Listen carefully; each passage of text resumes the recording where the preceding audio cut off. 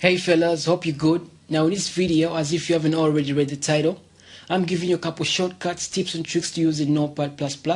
And some of these tips are actually generic. What I mean by generic is you could use them in most if not all applications. So let's get to it. Now right here I've got a couple regular text.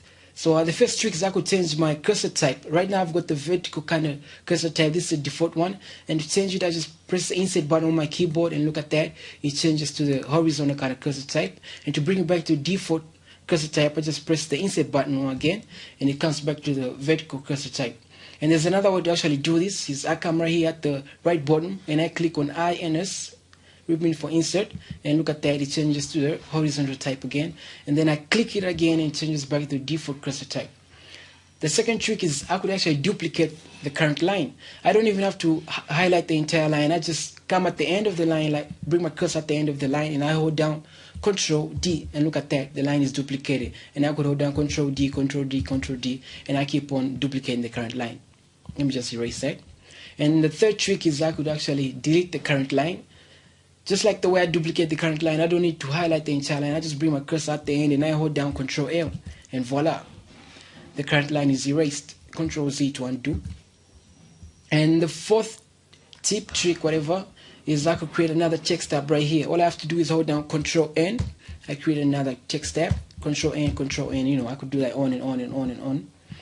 And another way to actually create a new text tab, which is actually the best way, is you just come right here at a blank spot and you just double click and look at that, I create another text tab.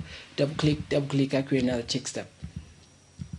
And another trick is actually convert my text from lowercase to uppercase or from uppercase to lowercase. So let's start with converting from lowercase to uppercase. I just highlight the text I want to convert. I'll just highlight the entire line and I just hold down Ctrl Shift and U, and look at that, the entire text is converted to uppercase, and I can convert it to lowercase by just holding down Ctrl and U, and look at that, the entire text is converted back to lowercase. And for the last two tricks, you actually have to have your text in a programming language format. It could be PHP, JavaScript, whatever. I've got mine right now in the JavaScript, as you can see the .js at the end. So now the first trick is I would actually create a line comment right here. I just hold down Ctrl K and look at that, this current line is commented. And I could actually create another way to actually create a line comment is by holding down Ctrl Q, and look at that, the line is commented.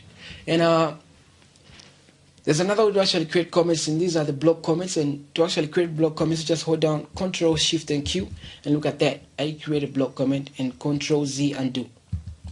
And last but not the least is a way to actually highlight all text that are spelled, all text that are the same. Let me say I've got another please right here, and I just double click please and look at that, all the please right here will be highlighted in green, like this please and please here.